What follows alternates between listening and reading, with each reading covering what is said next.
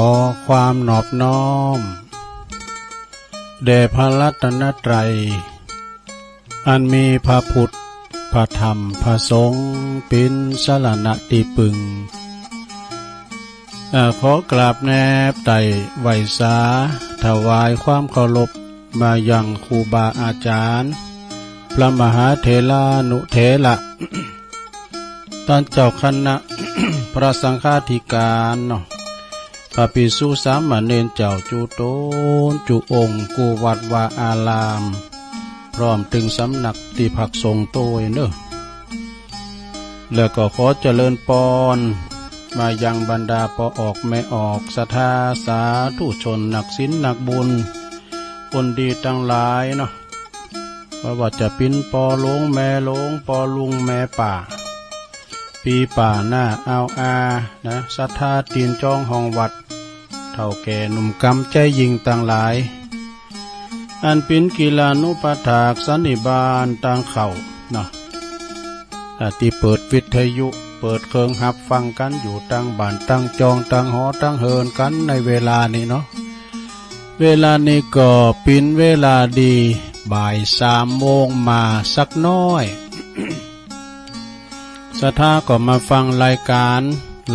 นี้เปิดตั้งชื่อว่ารายการสารธรรมยามบ่ายเนาะซึ่งก็ดำเนินรายการรับผิดชอบบริหารเวลาโดยต้นโตแห่งอาตมาภาพเก่ากระผมตุลุงนันชัยวัดนาคเสโนแห่งวัดพระธาตุดอยน้อยตำบลดอยหล่ออำเภอดอยหล่อจังหวัดเชียงใหม่นะก็มาพบมาปะกันในยามบ่ายยามแรงอย่างอี้เนาะ ก็จะสลับซับเปลี่ยนกันไปวันนี้ใจรายการตุลุงเนอะมาตกมาแตนเปิ้นอาจารย์พระครูอภิวัฒนาวิกรมเปิ้นได้เดินทางไปเมืองฝางแถมก้ำหนึ่งแถมหลอบหนึ่งนะก็ไปศาสนกิจแล้วก็เลยขอตุลุงบริหารเวลากรรมนะอู่กันมาวันนั้นนะวันไปเจงดาวเนาะไปแอวพอวัดป่าบุญนาคอีกกันเนาะตำบลเจงดาวอำเภอเจงดาวปุตโตวัดป่าธรรมชาติแต่เหมาะโมนปินดุงป่าไม้สีเหล้าเก่ากำเย็นอกเย็นใจมีน้ำผ่านไหลมาแล้วก็โพสไปวัดสันโตแถมเอกไปดูการดูงานพาพี่น้องเปิ้นไปแอวด้วยครูบาอาจารย์ก็ไปหลายพระครูอภิวัฒนาวิกรมพระครูกัลยาณปราโมทย์นะพระครูลืมปิดเพลงแต่ลืมปิดเพลงลืมปิดเพลงคุณเถ่าเดี๋ยวกันได้ไปติ๊กพออันเนี้ยปรบอันไฟมาติดเนี่ยเขายุก ลืมปิดเพลงสุมาเนี่ยขอบคุณเนอน้องเบลเนอน้องเบลเปิ้นโทรดีละน้องเบลนะแต่ว่าจะออกรายการกันได้ยินเสียงเพลงนำรายการตุลุงไปก็โทรมาละฟังกันเนอตุลุงให้กำลังใจเนอ ก่อนอื่นนะก็ขอไปทางสถานีวิทยุกันเนอไปทางสถานีวิทยุนะในเครือข่ายที่รับสัญญาณรายการธรรมะช่วงตอนบ่าย 15-17 นาฬิกาขอบคุณสถานีวิทยุคลื่นธรรมะของชุมชนวัดห้วยตองซักเนอ FM 98.75 เมกะเฮิรตซ์เนอเดี๋ยวนี้ดังจะดีเนอะฟังพอละเช็คพอวิทยุดังดีละนะขอบคุณสถานีวิทยุคณะสงฆ์อำเภอฝางจังหวัดเชียงใหม่ FM 100.25 เมกะเฮิรตซ์เนอตั้งเมืองฝางแม่อายชัยปราการก็ฟังกันไปฟังกันหนักกันหลายวันนี้วันศีลนี่ก็หมู่เอาไปวัดกันหมดแล้วพวกนี้ขอบคุณสถานีวิทยุคลื่นพระพุทธศาสนาการศึกษาและก็วัฒนธรรมวัดฝายหินเนอ FM 104.50 เมกะเฮิรตซ์เนออันนี้ก็องค์ขลงในเมืองก็ฟังกันถึงหลายดอยบุญเนอขอบคุณสถานีวิทยุมนต์เสียงธรรมนี่อยู่วัดบุพารามนะอำเภอแม่แจ่ม FM 106.25 เมกะเฮิรตซ์ก็ตั้งพี่น้องตั้งแม่แจ่มก็ฟังกันไป ขอบคุณสถานีวิทยุบ้านทุ่งเรดิโอ FM 89.50 เมกะเฮิรตซ์เนอร์อำเภอสันป่าตองอันนี้ก็เปิ้นมีบุญต่อโสตประสาทหูเฮาเนอศรัทธาแต่เปิ้นลิงก์ก็เกี่ยวกล้องสัญญาณไปเฮาก็บ่ได้ฟังกันนะฉะนั้นวันนี้ก็ถือโอกาสเป็นโอกาสอันดี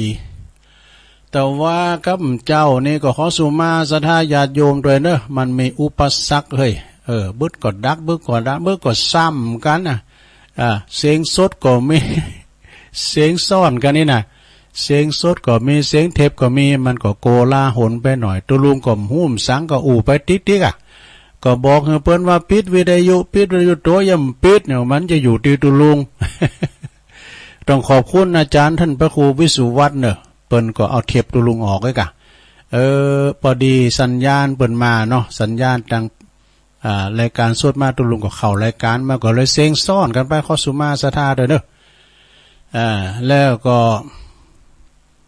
เน็ตก็วันนั้นก็สัตเทียนมันลุ่มเน็ตบดีเนาะวันแรกนะตอนนี้ก็จะดีพอเนาะน้องเบลว่าชัดเจนดีเนอะนะเมื่อชัดเจนแล้วก็ฟังกันไปศรัทธาญาติโยมทั้งหลายอากาศก็อบอ้าวบดแดดเนอะแหน่เหมือนกันเนอะจะตกอยู่จ้ะนั่นก็อันพายุบนจือก็หมาห้องหมาอ้อน หมาอ้อนนี่วะพายุจือปะนะจือว่าหมาอ้อนจะไปตกหนักหายเด้อเอาหมกปอหายพอดีวันวานี่ไปกันเนาะขากลับเนี่ยดินสไลด์ซะนะหมู่วันตั้มหมู่แพะหมู่ป่านั่นนะไปตั้งดอยนาแก้วดินสไลด์ก็คือมันก็ทับทุ้มตีหน่อยแต่เปิดก็แปลงต้วยไปนะเปิดก็แปลงไปอันเนี้ยซะนะเนาะอยู่ไก่น้ำตาอยู่ไก่ตาไก่อันตังห่วยตังหองก็จงระมัดระวังเนาะภัยธรรมชาติเกิดได้ทุกเวลาเนอะตกก็ตกดีตกงามสถาวันนี้เป็นวันพระวันศีลเนอะวันเดิน11ดับวันนี้วันพระใหญ่ศีลใหญ่ศีลหลงเนื่องจากว่าพุกนี้ก็จะเป็นเดิน12ออกแล้วนะถ้าเดิน12ออกมานี่ก็ฟังเปิ้นก็จะกินจัดต้านกันแต่ว่านี่ก็ตัวลุงก็ฟังอาจารย์เน้นหลักมาสู้ตั้งเปิ้นเราถึงการต้านหาผีตายเก่าเนามึนเปิ้นทำบุญต้านต่างงานที่ทรงต้านหาคุณตายอย่างเงี้ยเนาะก็มันเป็นว่าละโอกาสที่กลางสานี่เปิ้นก็จะต้านกันก็วันพุกนี่ก็ที่วัดพระธาตุดอยหล่อเนอะอันนี้เปิ้นก็จะต้านสายต้านเตนโดยนะต้านถอยต้านจ้อนต้านหมอต้านไหมันลุมันลางไปเปิ้นก็จะต้านวันติดปนเนี่ยวันพุกนี่เป็นวันเสาร์วันห่างวันดาเนาะตั้งวัดพระธาตุดอยแล้วก็ลุ่มดอยเนี่ยนะก็ตำบุญเดียวกันเนาะท่านพระอธิการจิตอานาลโยพระธาตุดอยหล่อนี่ดีกับเปิ้นมี2หมู่บ้านแต่วัดเดียววัดพระธาตุดอยน้อยนี่ก็มีหมู่บ้านเดียวก็ห่างให้เนอะศรัทธาเนี่ยบ้านเป็นเพราะหลายหุ่นตั้งบุญนะบ้านประจานเขาน่ะอยู่หลายหุ่นตั้งบ้านปอลงเขานะจะขาบหุ่นตั้งก็ยากของ เอาศรัทธาญาติโยมทั้งหลาย เมื่อว่ามาปะกันแล้วบ่เหือการแก้วเสียเวลาตุลุงก็กำเอานี่มาเนี่ยทำนะเป็นทำเมืองมันจะทำตัวเมืองนะทำมรดกทำปืนเมืองเนี่ยกะเตียทำก็ได้รับความอนุเคราะห์จากปนานปันแม่จันฟองอินมาศเปิ้นอยู่ปูนบันทาดอนชัยเจ้านี่ว่าจะเตเนี่ยเปิ้นแนมเต้นได้เตชกรรมละอันมันรู้เห จะเตนแรงนี่บอกเหออันเจ้าพาเปิ้นละเนาะโอ้วันนั้นเปิ้นก็มากะเปิ้นมาวัดพระธาตุดอยน้อยมาไหว้พระธาตุโดยมากับตุลูกเปิ้นในเมตตาบารมีธรรมอาจารย์ท่านพระครูวิรกิจสถาพรเปิ้นพิจเจ้าคณะตำบุญโดยเนอะนะเปิ้นสอนหนังสือนักเรียนโดยพระเนนเปิ้นก็หลายวันนั้นเปิ้นก็เอาโยมปอโยมแม่เปิ้นมาเนาะอดีเป็นนานบุญขึ้นมาบริษัทเล่งไงเนาะเอาทำต่างมานี่จะหลายเอามาเป๊ะนี่เอามาพอแล้วเอาตุลุงก็เอามาให้กับนึงเนาะมี10ผูก ทำกล่อมนะผูกเดียวจบผูกเดียวจบทำผูกละซาวก็เป็นว่า200 บาทลุงก็ไปใครเอาอันลิ้นจักเอาเสตั้งมาเพิ่นได้200นี่นะพระครูเพิ่นก็เอาดอกพระครูเพิ่นก็เอาแม่จันฟ้องว่าอีแม่จะเป็นเจ้าภาพดุนี่นะจกมาเหยอนุโมทนาวันนี้ก็จะเตะทำของปนานปันนะแม่จันฟ้องอินมาดโดยเนาะทำใหม่เปิ่นเขียนจืดติดในทำเปิ่นละนะตันไหวไปหนาอย่างกะ จากนั้นก็จะเตะนำเตะทำไปนะแล้วก็วันพุกนี่ก็จะเตะเห็นแม่น้อยพุกวันศีลวันเสาร์เนาะแม่น้อยกาดนัดว่าพุกเปิ่นจะเตะวันเสาร์กับแม่บุญพินอ่ำคดนะโรงพยาบาลลานนาแล้วก็ปอสมศักดิ์แม่เพนขาวเตี้ยตัวผูกเจ้านะแล้วแหมสถานหนึ่งก็แม่นี่อย่าพี่น้องหวยงูในปอสมแม่บุญปันปอสมแม่บุญปันบ้านห้วยงูในอำเภอฝางนะก็พิ้นเจ้าภาพลมกันนะทำนิเตพิ้นบ่ล็อกกอกแกกหน่อยเนอะสถานเนอะมันจะไปติทำบ่นะมันพิ้นแต่อันตัวลุงมันไว้ผิบจ่า อ่านหนังสือจ่าเองเนาะเปลี่ยนเว้นตาก่อนเอาละเนาะศรัทธาญาติโยมทั้งหลายตัวลุงจะมี2 ขึกนะปลายใต้ตีหนึ่งปลายชงแลก็จะเปิดสายแล้วก็ยุดผักให้หน่อยนึงเรามาเข้าแล้วกันก็เล่านี่ทงนี่ทานกันไปนะตามแบบฉบับตัวลุงเป็นอย่างอีเนอะพระอาจารย์นานไอ้แพร่ปงประจานถนัดไปปุ่นกาวันนี้วันศีลอยู่วัดพวกเนาะที่ปานนำเหมือนกันเนาะนิปานังเยนากาลังลัมมังเยนากาสายังบันดิโตตังโนมากังอุติสิตุงธรรมมุตตมังปัจจังอาลาตานังกาโลมา ฟังธรรมนะลงเริ่มเพราะยาวสักกอยวาไปเนาะนะโมตัสสะภะคะวะโตอะระหะโตสัมมาสัมพุทธัสสะชีวิตตังโลเกมัคคานังธัมมเทศนานังติสาทะโวดุลาพ่อแม่ศรัทธาทั้งหลายทั้งยิ่งใจใหญ่น้อยภูมิมักหอยไฟหอยตังดีมีน้ำใจมียิ่งใหญ่อันเตียวไตไกลกลาจากบ้านมาเป็นหมู่บอกว่าอยู่ไกลแล้วอยู่ไกลเป็นสายวงใหญ่เคยญาติบ่ละขาดจากกันสายปงปันพี่น้องมิตรเกี่ยวปงสหายมาจากหลายหมู่บ้านมาร่วมสร้างผลบุญเพื่ออุทิศสนุนไปลอดกุศลยอดไปหา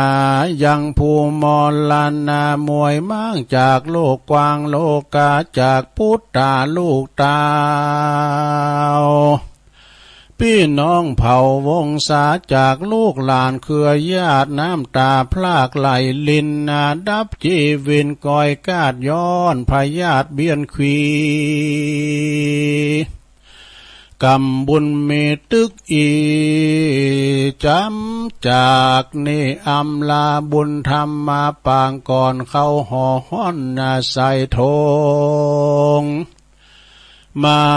มดลงสูตรซ้อยจำจากกลากาดก้อยปลาไปทิ้งอร่อยอะไรมนเศร้าเฮือลูกเต่าปุตตาได้ควรหาบ่อ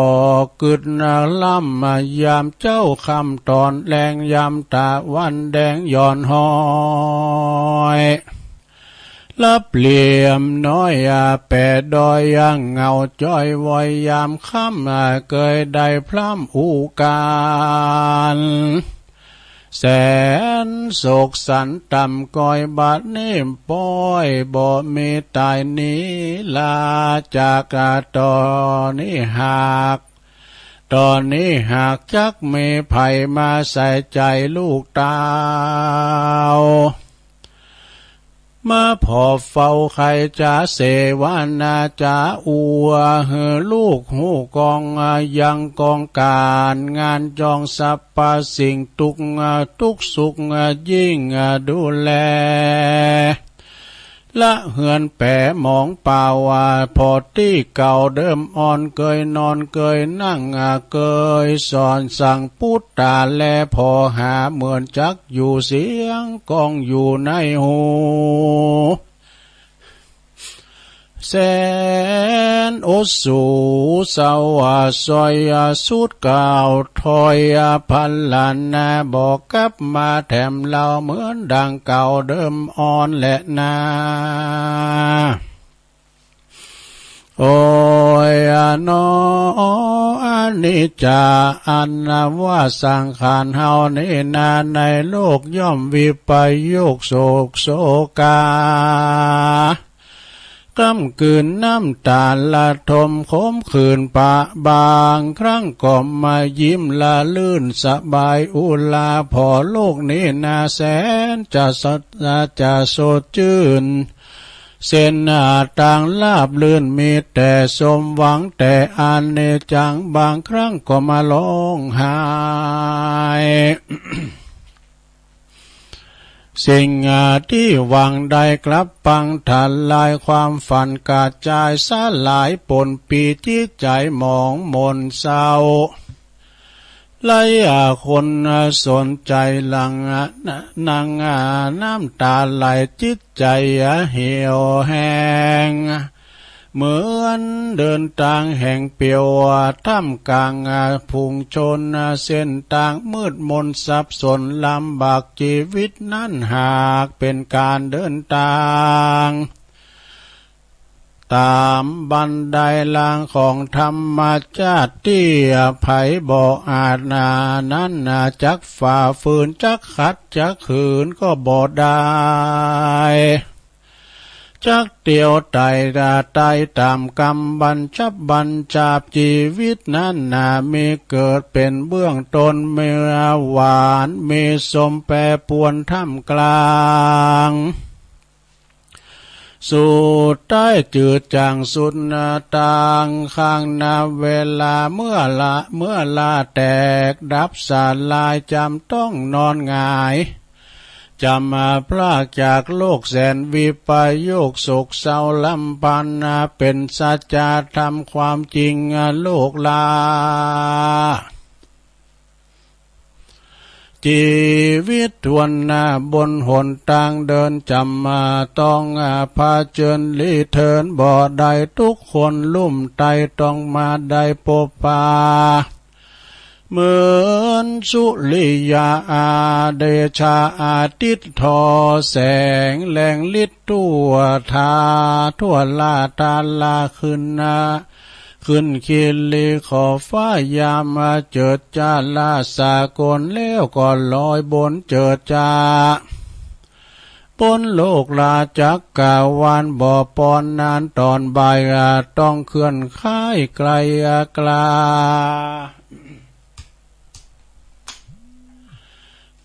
ต้องเคลื่อนคล้ายไกลกลาบนฟากฟ้าบ่เมฟ้าเมฆมาบังแต่บางวันนั้นโสดถูกพายุโหดปัดป่าเอาเมฆฟ้ามืดมายืดบังแสง แสงเลยอ่อนแรงมนมองมนเหมือนจักหล่นจากโลกามนุษย์สาโลกลาบ่หันหน้าตาวานเมฆหนาดำคาขึ้นไฟแมบตื้นโลกตัวสากลเป็นสายฝนตัวลาเมื่อเมฆฟ้าลอยบนแต่ตกเป็นฝนสลายแล้วต้องฟ้าแก้วสุนภาใส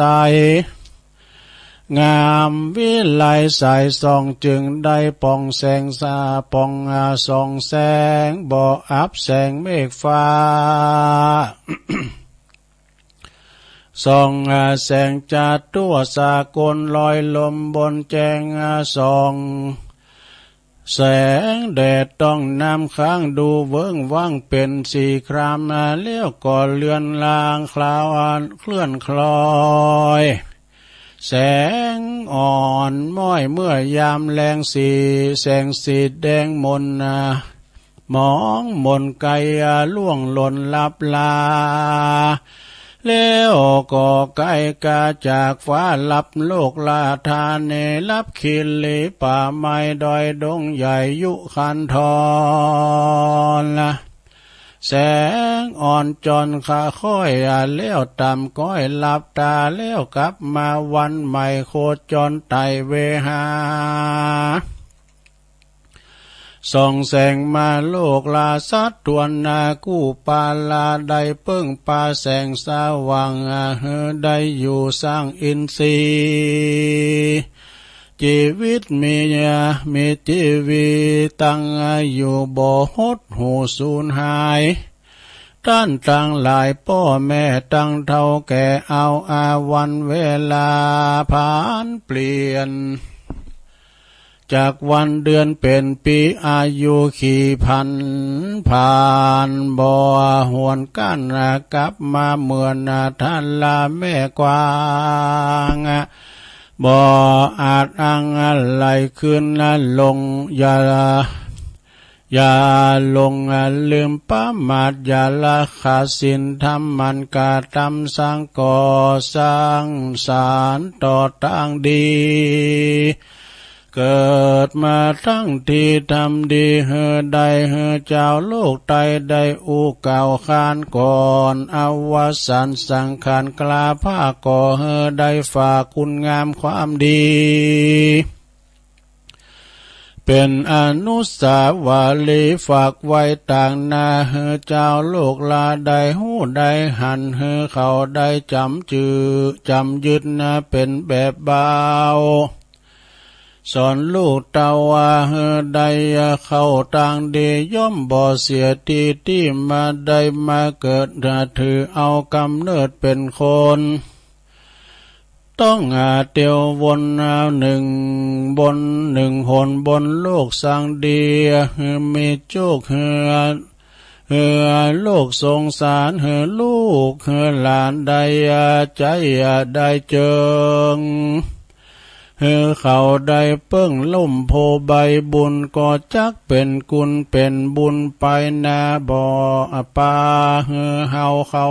สู่โลกตะลาต่างดีสู่แดนสิมปลีเป็นพ้นจากทุกโศกต้องปาเฮาลอดห้องมหาเนลาปันและนานิติตังกิยาสังวนานาวิเศษจะห้องเหตุยังทำชีวิตคนเหมือนชีวิตคนบนทางเดินก็บังกรมโสมเลสเด็จเลี้ยวเท่านี้ก่อนแลสาธุสาธุสาธุ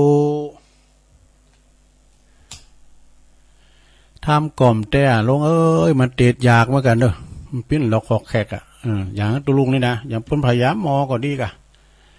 ตุลุงเอาก็แก้นแก้นอักนะซ้ำเตอมันขับก็มีโดยสถานเนาะเหมือนกับเปิ้นแต่งก้อนนะซ้ำเตอมันขับก็มเจมนนะเอาฟังกมน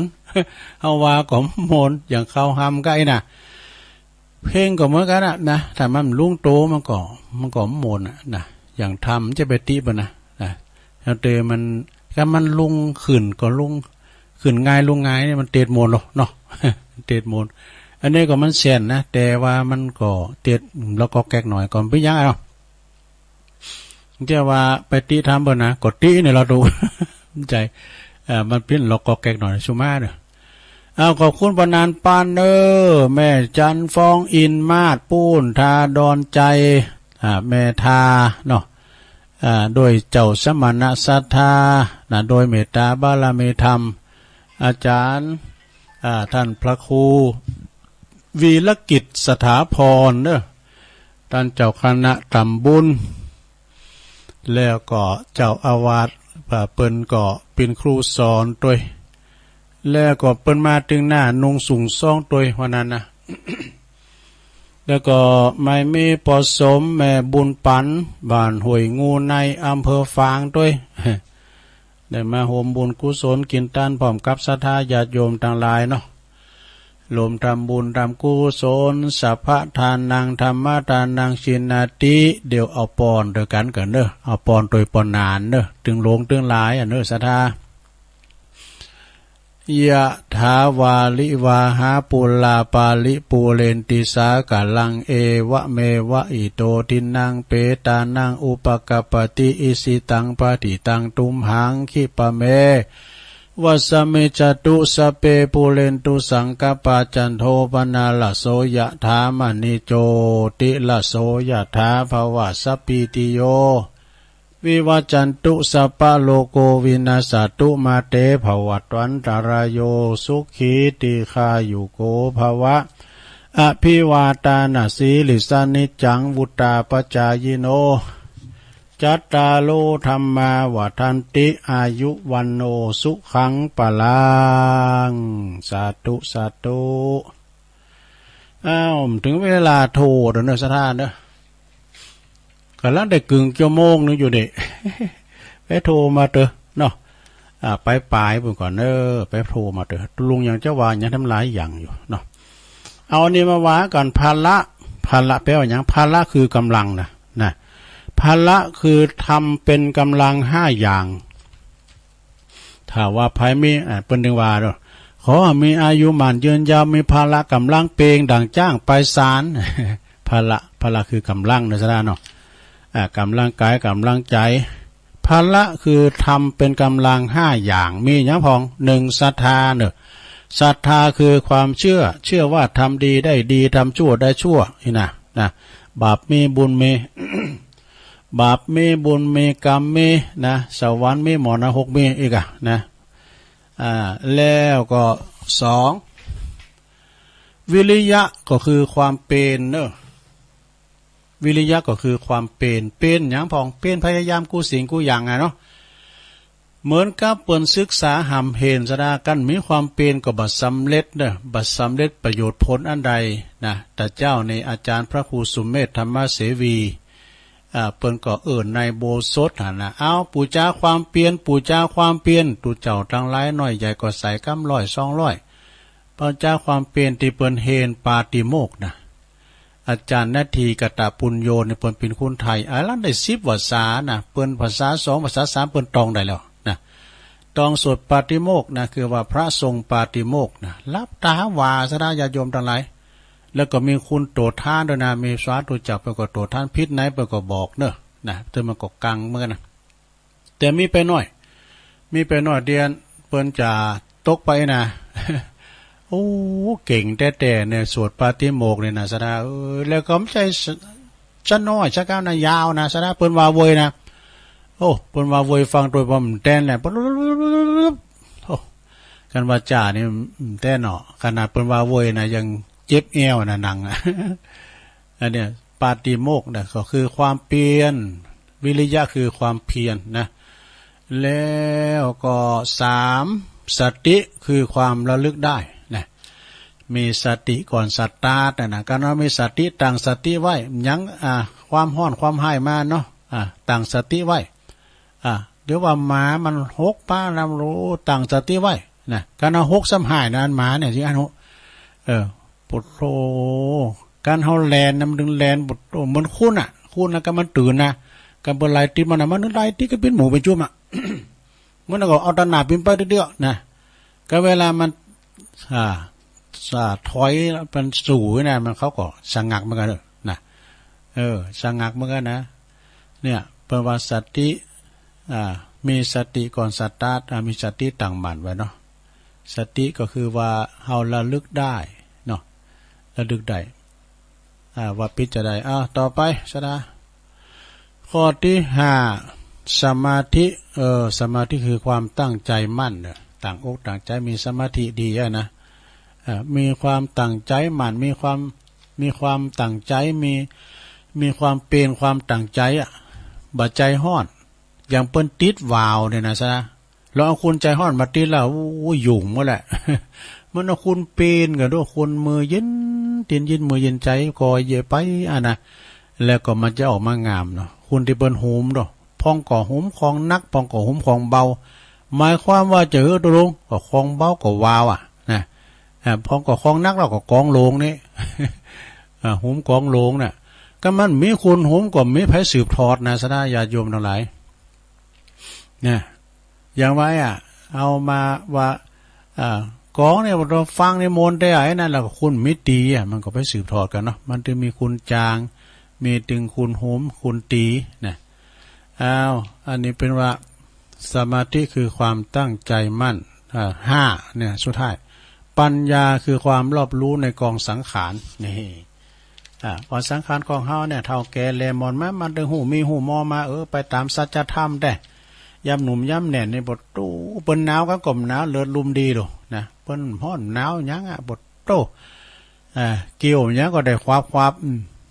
เดี๋ยวนี้บทโตเขียวเศร้าก็ลังออก แล้วเปิ้นสรุปว่าอินทรีย์5ก็เรียกนี่นะอินทรีย์คือความเป็นใหญ่ในร่างกายอินทรีย์5ก็เรียกเพราะเป็นใหญ่ในกิจในกิจของตนเนอะพละแปลว่ากำลังบุคคลผู้จะประกอบกิจการใดๆจะต้องมีกำลังเนอะจึงจะประสบความผลสำเร็จนะผู้ปฏิบัติธรรมจะบรรลุผลอันไพศาลได้ก็ต้องมีกำลังประกอบด้วยความเชื่อความเปลี่ยนความระลึกได้แล้วก็ความตั้งใจมั่นแล้วก็ความรอบรู้เนี่ยจบสทายาโยมเนี่ยเอามาเสริมดุลนวโกวาทนะแต่ก่อนนี่ต้องได้หมดสถานเดี๋ยวนี้เข้าไปในตำรามาทุกกาคือหมด2ทำมีอุปการะมาก2อย่างเนี่ยมันวางก่อนนี่ได้คำปากกันนะเดี๋ยวนี้มันเถ่ามันลืมไปเลย ภาระคือกำลังกำเนี่ยนะสนะมอนี่มันก็ว่าเฮายิ้มมี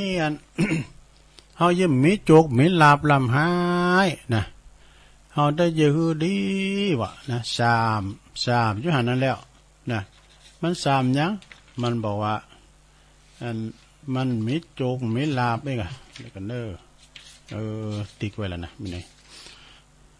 ทรัพย์ที่ซ่อนอยู่นะสนะ มีเมินนานมาแล้วเนอะมีปอจายหนุ่มคนหนึ่งนะลูปลางในบุตรตู้สูงกำยำมีพละกำลังแข็งแรงคนหนึ่ง นะซึ่งก็ชอบบอกกับตัวเองว่าเฮานิยมบ่มีความสุขเลยมาแล้วก็มักจะบ่นให้กับตัวเองและคนอื่นให้ได้ฟังจนว่าเที่ยวไปบอกไประบายความทุกข์กับคนอื่นที่หูจักกันนะทุกวันโมแต่นั่งฝันหวานว่าเมื่อใดฉันจะลำรวยกับเปิ้นเศรษฐีเฮาจะลำรวยกับเปิ้นให้เตอเนี่ยนะมันเมื่อใดจะมีให้เตอจะหาความสุขความสบายตลอดจาดเลยเนอะนะขอเด้อนะขอมันย่ำมีความสุขย่ำถูกหวยร้อยแฉมันระว่าไปเนาะเขาก็มักจะอุจนิพร้อมกับถอนหายใจอ่อนอกอ่อนใจแล้ว มีอยู่หันวันหนึ่งก็มีใจจังปั่นหม้อพอใจคนนี้ก็เฒ่าแก่ชรานักแก่คนหนึ่งเดี๋ยวก็เตียวผ่านคุ้มผ่านโหดเตียวผ่านหน้าบ้านของใจหนุ่มนี่นะแต่ยินกำอัวดังกล่าวเนาะกำอัวเมื่อได้เขาจะโรยสักเตอเขายิ้มมีโจกมีลาบนี่นะใจคุณหนุ่มได้ยินใจคุณหนุ่มว่าอย่างนี้นะจึงเข้าไปถามเนาะคุณเฒ่าเนี่ยนะจังปั่นหมอเนี่ยเข้าไปถามทำไมเจ้าถึงบ่อยากจะลำจะโรยทั้งที่ว่าสมบัติของท่านก็มีอยู่แล้วดูเนี่ย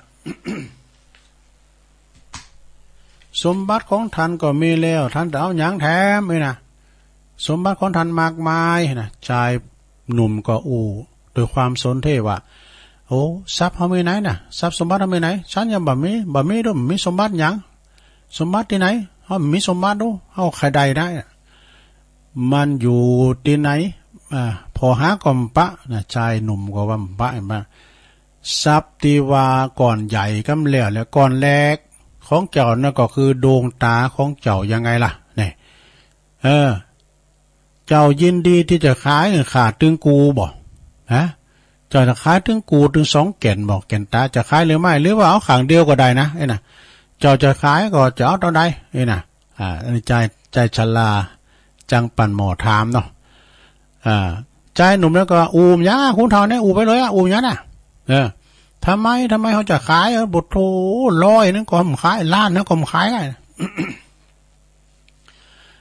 ขายแล้วอาจจะขายได้แก่นตาเนี่ยบทโธเป็นของกูอันไปได้หาหน่อยน่ะดวงตาคือดวงใจบ่ขายหรอกฉันบ่หือหรอก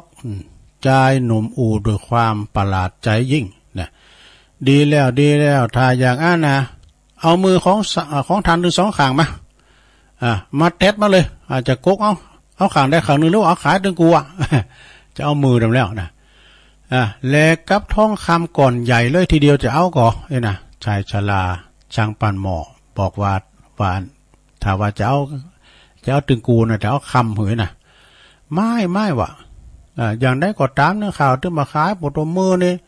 เอาไว้ทำสารพัดประโยชน์เนาะไว้ตักน้ำกินข้าวบันโลเอาไว้ล้างหน้าล้างตาทำการทำงานก็ใจมือหมดฉันมาขายหรอกทองโถมโหกลมเอาละไอ้น่ะใจหนุ่มก็กล่าวว่าเนาะบัดนี่เจ้าควรเข้าใจแล้วสิเนาะคุณถอนะเจ้าจะลำจะโรยเจ้าอยากจะลำจะโรยไม่ใช่เหรอจังชลาปั่นหมอนนั่นก็กล่าวต่อเนาะแล้วทำไมเจ้ายังเที่ยวระบายความทุกข์ความอยากมั่งอยากมีอยากได้สมบัติกับคนอื่นอีกล่ะก็เจ้าจงเจอฉันเถอะนะพนมเจออีปูเถอะไอ้น่ะเนาะทรัพย์อันใหญ่หลงยิงนะทรัพย์อันใหญ่หลงยิงนั่นก็คือสุขภาพพลานามัยอันสมบูรณ์แข็งแรงของเจ้ายังไงล่ะนะที่จะต้องบากบั่นทำมาหากินโดยลำแข้งของตัวเองนะอันนั้นแหละคือพละกำลังพละ5พละคือกำลัง5อย่างนะเอาล่ะทำไปล่ะบกดินสินโตหับจางไปล่ะถ้าว่ามีบามีแห้งเราอยู่ไม่ได้ร่างกายของท่านสมบูรณ์แล้วก็พลังวังชาของเจ้าเนี่ยคือสมบัติกำแล้วน่ะแม้ว่าเฮาจะเอาเงินเอาทองน่ะเอามาซื้อมาซื้อมาเจ้าก็ยังบ่ขายเพราะบาขายได้เพราะว่ามันเป็นของตัวเก่าหักโตโกตายนะ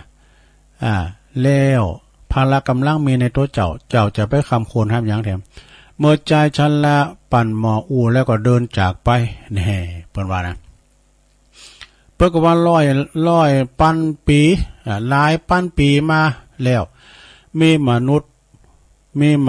นะที่มนุษย์โหดีว่า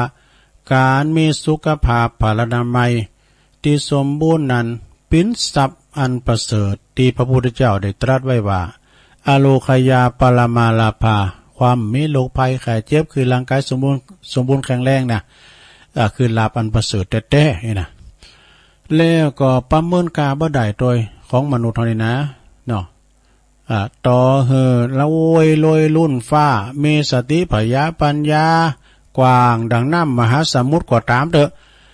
ก็บ่อาจจะมีความสุขเท่ากับมีสุขภาพพลานามัยดีนะหลวงเอ้ยลองไข่หันคนผายาดนะซะนะลองไปพอแอวพอห้องยาเถอะเนาะเขาจะกึดถึงโตเขาจะภูมิใจที่เขาเตียวใดไปปินเนอะหลวงเนอะบางพองก็ใส่ย่างเป็นผาลุงผาลังนะมือกวักจี้อู่ก็บ่ได้ซะนะพองก็เอาทุงหอยว่าที่ขี่ข่างซะนะสุขภาพดีหมายถึงดีตั้งกายและก็ใจสังคมดีโดยจิตวิญญาณก็ดีโดยดีตั้งกายก็หมายถึงว่าหูจักดูแลสุขภาพเนอะลงเนอะอันใดดีกินก็ควรกินอันใดบ่ควรกินก็บ่กินนะกินข้าวแล้วก็กินยาเนี่ยนะ ปรุงแต่งเหินร่างกายของเฮานี่แข็งแรงบ่มีโรคภัยไข้เจ็บออกกำลังบ่ยกแข้งยกขาพองเอกดีตั้งใจนั่นเหรอก็หมายถึงว่ามีจิตใจงดงามถึงพร้อมด้วยความมีน้ำจิตน้ำใจเฟื้อเผื่อแผ่นะแบ่งปันน้ำใจแบ่งปันทรัพย์สินที่หามาได้หือเปิ้นที่ตกตุกได้ยากนะเฮาบ่หันแก่โตอันนี้ก็คือดีทั้งใจแล้วก็หมายถึงดีใจมีจิตใจงดงามเนาะแล้วก็ดีทั้งจิตวิญญาณนี่เหรอก็หมายถึงการสัดดับหับโหทันความดีโหเท่าทันความดีแล้วก็ความชั่วสงบสุขสว่างสุขสว่างสงบนะสามซ้อนนะสุขสว่างสงบโชคชะตาโอกาสและสติปัญญาที่ดีอยู่ดีร่างกายเฮาแข็งแรงนั่นเองจบสาระญาติโยมทั้งหลายอันนี้ก็ถ้าว่าไปก็เป็นนิทานเหมือนกันนะเนาะเอามาเล่าสู่จู้กันฟังเกยแล้วก็ตัวลุงมันเกยเล่าฟังแล้วกันนะก็ซ้ำซากใบพองนะสาระญาติโยมทั้งหลายเติมมันก็ขึ้นไหนมันไหนก็เอาว่าไปนะก็สาระญาติโยมก็จะไม่ลืมเนอะ บุตรได้กล่าวข่าวสารงานบุญให้หน่อยเนาะเพราะว่าเจ้าไม่ได้กล่าวของเพิ่นที่อันหมิ่นแสนที่จะมาถึงภูมิเฮือนนี่ก็วัดพระธาตุดอยหล่อเนาะเปิ้นตามการเนาะงานประเพณีตานกลางวัดสารเปิ้นมีกันกูวัดกูว่าซะนะมีกันกูวัดกูว่านะแต่วัดพระธาตุดอยหล่อนี่เปิ้นจะต้านสายต้านแตนเนี่ยก็คือเปิ้นจะมีตานถวยหวานจานจ้อนนะมันแตกมันแหงไปตูปีเอวะมันแตกมันเก่าไหมมันก่อนไม่รู้เขาเคยหันเลยจ้อนที่พินสีเขียวนะจ้อนเกินเอาเขาพี่ขี่เมงได้แล้วพี่ขี่เมงตั้งหิมมาหิวเนี่ยบอกเราก็หิมปากเขาว่าก็หิมปากเขาว่าเนี่ยสนะนะจากนั้นก็จะมีการต้านสายต้านแตนแล้วว่าตั้งหลายกันเดียวก่อนนะเดี๋ยวจะเล่าให้ฟังนะพอมีการทิ้นผ่าปลาที่จริงแล้วเนี่ยมันจะมีปูนกันเด้อกะทิเนี่ยตุลาเหมือนกันเนาะสดาตุลาเหมือนกันเด้อสดาญาติโยมเดี๋ยวลุงขอจะตักตังลายให้หน่อยนะเนาะโอ้วันนี้ลงจงดีได้วันนี้เพราะมีอุปสรรคเนาะอาจารย์เปิ่นไล่มาเหมือนกันเนี่ยเดี๋ยวก็เปิดอ่านเนาะนี่ก่อนจะเดี๋ยวโอ้ไล่กันเรื่องขึ้น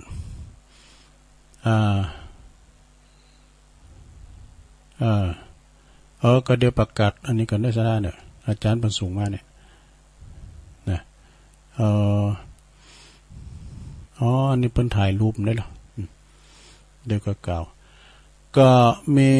ท่านพระครูอภิวัฒนวิกรมเนาะเพิ่นก็ตักมาท่านพระอาจารย์นิพนธ์จากวัดพระธาตุดอยสะเก็ดนะแม่เดือนเพ็ญทิมวางจากน้องหานนำบ่อหลงฟังอยู่เจ้าคุณแม่กันดาศรีเนตรนะฟังอยู่ชัดเจนดีฟังจากหางดงนะแล้วก็คุณพี่ยุพินหอมมาลาปีหน่อยจากแม่หยวกนะแม่หยวกก็นาสารกลางชมรมสกาย74แม่ไพเนออัมพาพันธ์ชัยเมืองยองพี่น้องหลายปีเนอซึ่งเป็นโยมอุปถากหลายวัดแล้วก็โดยเฉพาะกับวัดบ้านเรือนทรายทองครูบาเต้ด้วยแม่วันลาโดยเจริญแม่ครูทองคำที่วงคำนะบ่มีร้ายอย่างเก่าฟังอยู่เนอเจ้าฟังอยู่เนาะละตุลุงจะเปลี่ยนบรรยากาศให้หน่อยเนาะเลยทำ10 นาทีจะลองเปิดสายเซ็กคืนพอเนาะชัดเจนดินะชัดเจนดิลองโทรกันมาหรอโทรกันมาที่เบอร์0899555606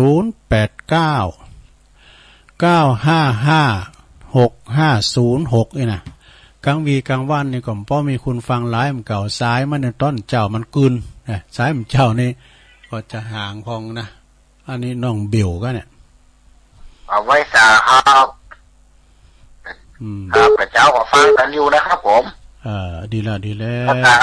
ประกาศคนที่เอามือไปแลกนี่บ่เอาสักอย่างเนาะมันก็ในที่สุดก็มาได้อย่างสักอย่างเนาะครับเนาะไม่ได้แหละได้เพราะว่ามือนี่ก็เป็นสิ่งสำคัญเนาะเวลาบ่มีมือบ่มีอย่างนี่เขาก็กินข้าวได้อย่างครับผมเนาะแม่น่ะจะได้คือกำลังใจทุกลุงครับผมเบลเนอร์เจ้า เจริญปอนแค่ไม่สายเจ้าทุลุงอ๋อแม่หลงสายฝนแหละไม่ได้มีหลายเจ้าแล้วเลยลูกวัดมาเปิดทุลุงไปวัดมาละเจ้ามาแล้วเจ้าดีกะอันนี้เด็ดเจ้าแหละอันตุนหน่อยเขาพอหน่อยเขาเด็ดกะอันทุลุงอันนี้ข้าวปูนะกับเด็ดอ่ะอ๋อดีกะเจ้าอันชัดเจนได้ไหมหลงเจ้าชัดเจนเจ้าโอ้ดีเด็ดเด็ดต้องไหนบ้านไหนเจ้านี่มันก็อุปสรรคกับเดี๋ยวนี้ก็เน็ตตุลุงกับแมปอยู่นะเดี๋ยวนี้ก็เอาลาวเตอร์นะเพราะว่านี่นะแท็กเตอร์ก็ลาวเตอร์นี่เพราะว่าอันนี้อินเทอร์เน็ตเคลื่อนที่นะตุลุงผมไปลองมาก่อนเดี๋ยวนี้ใจอาจารย์ปะขู่อันไปเด็ดจ้าทุแล้วมันจางขีดดักนะครับเจ้านี่ก็ดักไปจะมึนเจ้าใช้แต่ยืมโหลดเลยล่ะเนี่ยขอบคุณเด้อไม่ลงเจ้าการได้เจ้าทีมนี้จะยืมโหลดเลยละเจ้าก็ไปจ่ายการนี้ก็แจ้งไปแล้วนะวันเน็ตของตุลุงเนี่ยจะจัดรายการ3 โมงเนี่ยขอแป้งกันหน่อยก็ดักวิทย์ก็แมปอยู่เหมือนเก่าเหมือนเดิมเลยเจริญปอนไปสาตุลุงฟังอยู่นะเจ้าแม่สายทองเนาะเปิดกระดังหอมเนี่ยวิทยุน้อยมาโดยดีกะแต่ว่าฝนตกจะฝนตกว่ะว่านี่ตุลุงเขาไปปุ่นเนี่ยไปป่าปอสันปอสันต่อป่ะเจ้าโนธนาเด้อได้หารกับเต้นะว่ะเพิ่นจะมีงานวันที่13เนาะ12กับเหล่ามนทาเนี่ยกะเพิ่นจะวางศิลาฤกษ์ก็ฮอบปัจจัยไปโฮมเพิ่นดีแล้ว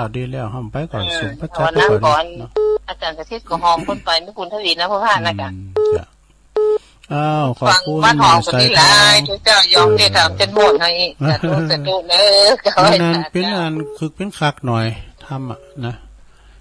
เข้ามาใหม่เด้อ0899555606สูงคุยไปตังปะหลงสีวังบังคมเนตรปุ่นเลยเด้อทุ่งปูแดง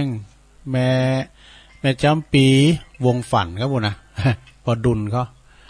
ตังดอยแดนเจริญปอนใหญ่สาจ่าตุลุง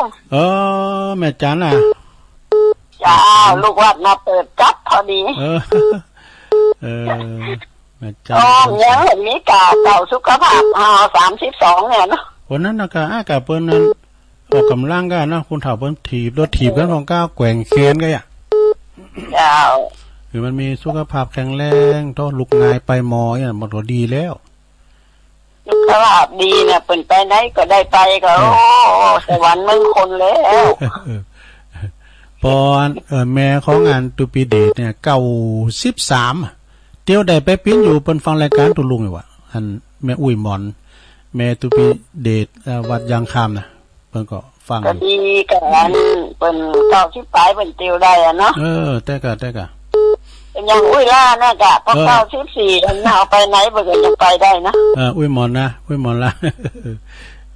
อุ้ยล่านี่นะอุ้ยล่าวงสายยาแม่น่ะเดี๋ยวนี้ลูกหลานใครไปล่ะเพิ่นฟังอยู่ทั้งบ้านว่ะเขาโกเพิ่นไปตกไปเปล่านะกะแม่นแล้วบ่คุณบ่เคยไปอินดูได้อินดูกะใจเพิ่นที่บักนอกกันเนาะจังไปตัวน้ำเพชรเขาล่ะไปจะไปตัวปีน้ำเพชรน่ะเพิ่นขี่รถเก๋งไปตัดเจนนี่แม่ตุลุงขอบคุณแม่จันเด้อเจ้าเวงตาการเนาะเข้ามาแถมเจริญปอนครับนมัสการครับไอ้พงมาแล้วครับมาแล้วคุณยองเหมือนกันไอ้พงบันแซมมาแล้วคุณยองเหมือนกันตกน้อยลุงฮะตกน้อย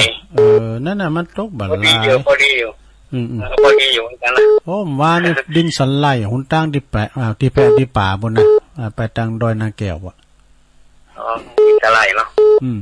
คุณตกสีเนี่ยนะระวังนะมันน้ำยะคุณตกสีนะตกไหลบะมันไหลหรอตกสีมันจุ่มเขาเลิกมันน้ำเขาดินสไลด์ที่กำลังใจเงินเลยตัวลุงขอบคุณในพงหนักๆเด้อไว้ตาพงทีมงานทำมาใครเครียดเด้อไอ้พงเขานี่นะไปดังปอเล่งถากันทาโดยเด้อนำดิบน้อยปอเสียวซับปอเสียวไส้เขานี่เจริญปอนเจ จ้าไว้สัตว์เจ้าท่านนานเมืองปังชัดเจนมีอยู่ในคนกำลังจะตรงในมืดคืมเอง แม่จันสีสุขาอันนี้อยู่แจงโฮลินนะแม่เนาะเจ้าแจงโฮลินดีกันโอ้ชัดเจนดีกว่าดีแล้วฟังไปดีๆกันเดียวกับทรงสองแต่เรานี่ทานนะแม่เด้อขอบคุณเด้อเจ้าไว้สัตว์เจ้าสาธุก็ในบารมีธรรมหลวงปู่พระครูสุจิตานุรักษ์วานันว่าอุ้ยเปิ้นตอนหลับเปิ้นหือโอวาทโมนดีซะนะโอ้ยนมัสการเจ้าแม่จันโสมมานี่จักลูกยังไงมาโอ้สตังหมดไปหรอได้อูดีจักรรมขอมาใหม่ดูอ้าวแฮมสักสายเนาะ0899555606นี่มานี่จักอันนี้แม่จันโสมอูได้หน่อยเดียวเนาะมานี่จักอยู่อันปุ่นหลังกาดแม่สาวอ้าวมาเข้ามารอบสองอ้าวโอ้มสัตว์เลยโอ้มันจุ่มยินเนี่ยมันปึงกับข่อมซาเนี่ยโอ้จานเด็ดนิดหน่อยแต่เอามันรู้หรอโอ้พระน้ำเต้นอะไรดีนะนักไหนล่ะแม่นะอ้าวขอบคุณเลยแม่เนอโอ้จุ่มมันยินสาแม่จันโสมอ้ำสายอ่ะเจริญปอนมาแต่เจ้าตุลุงแม่แจ่มมาแล้วแม่ขันแก้วอ่ะแจ่มมาแล้วหลายวันแล้วยังไม่ได้โทรหาตุลุงแม่ขันแก้วทั้ง3มาแล้วแม่แจ่มช่างเครื่องบนเจ้าวันนี้ไม่ได้ไปนอนวัดสักตุลุงมันอยู่บ้านเถอะเป็นยังเอาใจสมัครวาเนาะอยู่วัดอยู่บ้านก็ปฏิบัติใดเด้อเป็นยังเจ้าฟังอยู่เด้อตุลุงจากเจ้ากับฟังเจ้าดีกะปุ่นอ่ะวันที่7 พฤศจิกาปักเกิดที่เหล่าป่าตานเนอะวันเจ้าหล่อพระเจ้า7 พฤศจิกาฮะกะท่านอาจารย์บดินทร์พระครูปลัดบดินทร์ศรีละสังวาโลอาจารย์เบิ้มพระเจ้าหล่อพระเจ้าปักฮะเจ้าสาธุวันนั้นก็ไปประชุมกันเรื่องเนี่ยกะเตียนปวดขุนอินทนนท์เจริญปอนน้ำสายเดียวเนาะฮัลโหลติดแล้วเจริญปอนจะได้โอกาสที่ละหมู่พอบยอบอย่างให้กันเนาะสดาเนาะเดี๋ยวกับป้ากันตัวลุงพักกินน้ำกันเดี๋ยวก่อนเจริญปอน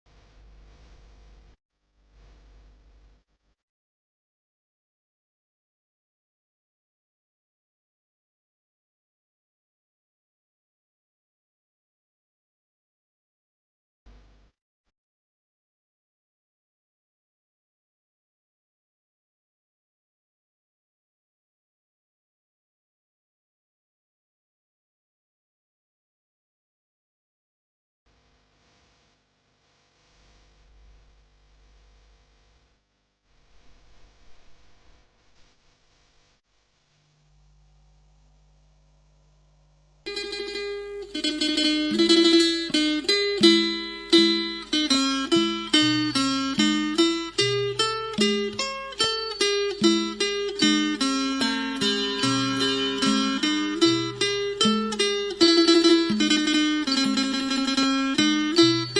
าแล้วศรัทธาญาติโยมทั้งหลาย มาปบมาปะกันแถมโชงสุดท้ายโชงส่งหลังเนี่ยเนาะมาปะกันในรายการสาระธรรมยามบ่ายวันนี้หูซึกว่าสายกึ้นดีเนาะเปิ้นโทรมาก็ว่าชัดเจนดีตัวลงก็ดีใจเจ้านี่มันต้าเนอะ มันเป็นธรรมดาซะด้ามันยามอีนะเป็นฝนเป็นลุ่มพองกาอินเทอร์เน็ตบัสเทนก้าเนี่ยมันก็อากาศเนาะดินฟ้าอากาศมันมาตังบุญก็จะเป็นคุกคักไปหน่อยเนาะแต่วันนี้ก็ชัดเจนดีไปทางเมืองเป่าเมืองฟางแม่แจ่มโทรมาดูแม่คันแก้วเนาะการแม่แจ่มโทรมานี่เป็นวันเน็ตเนาะนะ โอ้ขอโทษน้ำกำเนาะวันนั้นก็ปากันไปน้อมถวายความเคารพไปเรียกว่าไปกำลังใจถวายกำลังใจให้กับหลวงปู่พระครูสุจิตานุรักษ์นะก็ปากันไปแรงไปเนาะมันพอดีไปประชุมกันเนาะไปจากคุณหลวงน้ำตกแม่ปุ่นเอาอินทนนท์ก็ตรงไปเลยโอ้เข้าไปเขตตั้งชัยปราการนะตุลุงว่ามันเป็นเสน่ห์อย่างหนึ่งนะเชิง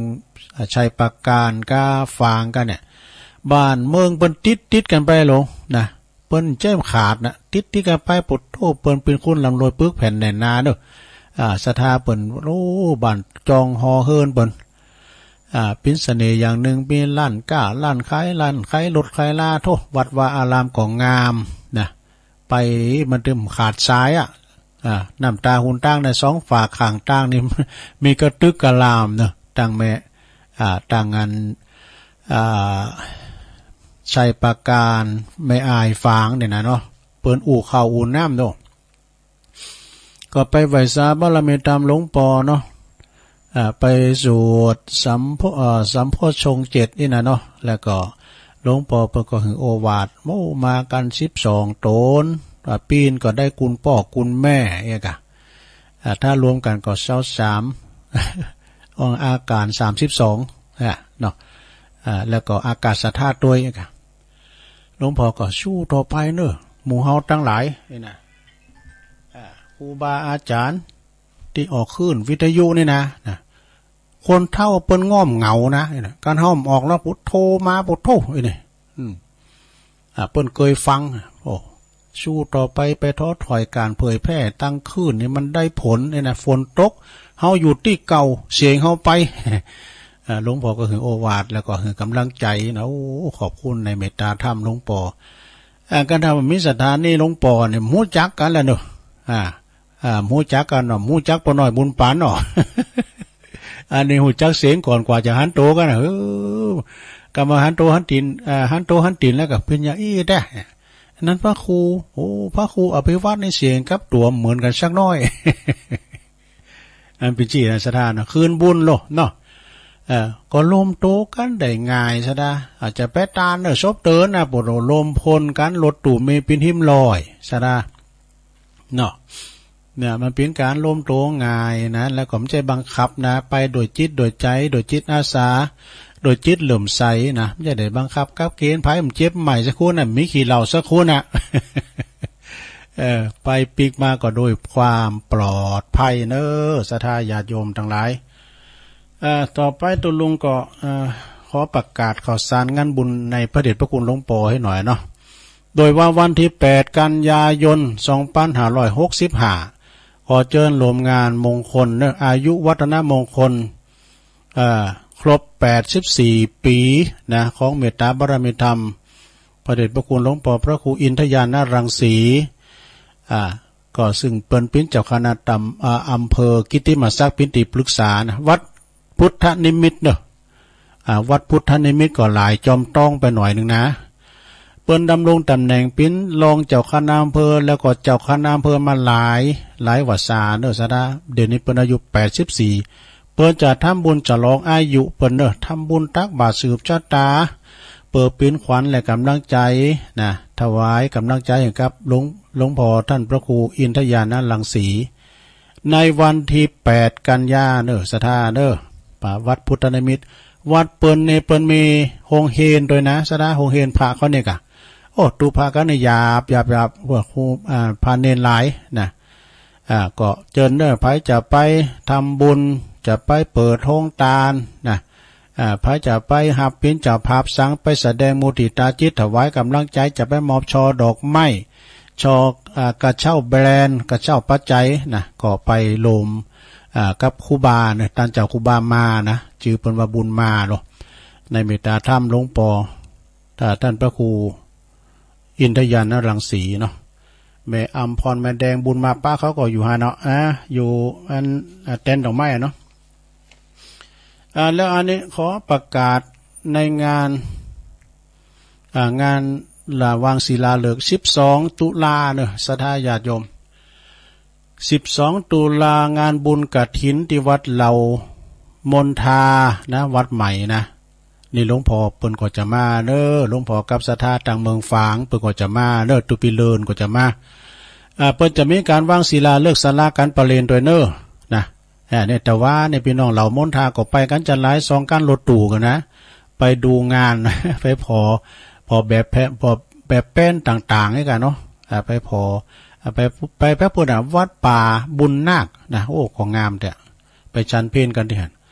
จากนั้นก็ไปลืมเนี่ย12 ตุลานะที่วัดเหล่ามนทาวัดใหม่เป็นสั่งใหม่ท่านพระอาจารย์ใหม่จื้อใหม่ด้วยท่านวันใหม่ พระอาจารย์ปนั้นปลงทรงอินตาเปียนะอาจารย์กิจพัฒน์จำรัดเขานะแล้วก็สลาเนาะเปิ้นจะวางศิลาฤกษ์โดยท่านเชิดพงษ์กิ่วแก้วเมจันฟองกิ่วแก้วเขาเนอะเปิ้นก็ปิ้นเจ้าภาพใหญ่ด้วยวันที่13เนาะ13 ตุลาทำกรรมก็ปูนงานบุญกฐินพร้อมกับถวายทานศาลาการประเรียนที่วัดทุ่งเศรษฐีสันโตเนอะที่ไปว่านะว่าเปิ้นมุงหลังคาเกือบจะแล้วเสร็จแล้วนะ13 ตุลาพุ่นเนอ13 ตุลาก็ไปรวมทำบุญกันนะนี่ก็ตั้งคุณเชิดพงษ์กิ่วแก้วนะเปิ้นก็จะสั่งการเปิ้นจะสั่งพระราชเจดีย์นี่108 ดวงกันนะเดี๋ยวนี้ไปกึ่งแล้วก็ แล้วก็วันที่14 ตุลานี่ก็กฐินบุญใหญ่นะงานวัดสันกาวานตำบลแม่กาไปปอเปิดจะมีการวางศิลาฤกษ์พระธาตุเจดีย์ด้วยจะสั่งเจดีย์ด้วยนะจากหันมาก็วันที่15 ตุลาก็งานบุญกฐินที่วัดสันตึงแล้วก็ตำบลคงเปาพร้อมกับวางศิลาฤกษ์พระธาตุเจดีย์ด้วยนะวันที่16 ตุลาปุณนี่ก็งานกฐินแล้วก็งานวางศิลาฤกษ์พระธาตุสร้างพระธาตุเจดีย์โดยที่วัดศพแจมฝั่งซ้ายตำบลบันแปะแล้วก็ทำงาน7 พฤศจิกายนนะ7 พฤศจิกายนก็คืองานบุญกฐินวางศิลาฤกษ์พระธาตุเจดีย์โดยที่วัดบ้านโป่งตำบลหางดงอำเภอฮอดเด้ออันนี้ก็ตระกูลกิ่วแก้วนะเพิ่นจะไปทำหลายตีอยู่นะอันนี้เอามาอีกเนาะมีทำลายงานอยู่ในวันที่7 พฤศจิกายนทำกรรมเนาะที่วัดเหล่าป่าตานนี่แม่แจ่มเพิ่นจะมีการหล่อองค์พระปฏิมากรเททองหล่อนะไม่ใช่ปั่นนะอันนี้เป็นทองสำริดนะ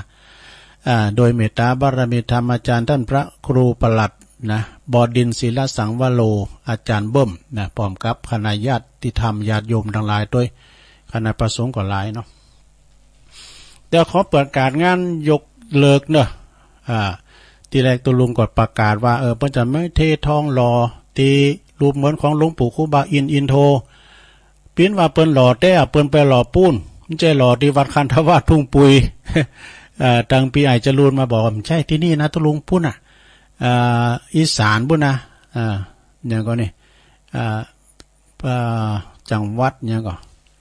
เปิ้นไปหล่อจู้สลาห้องหล่อพุ่นนะโยมเปิ้นไปหล่อพุ่น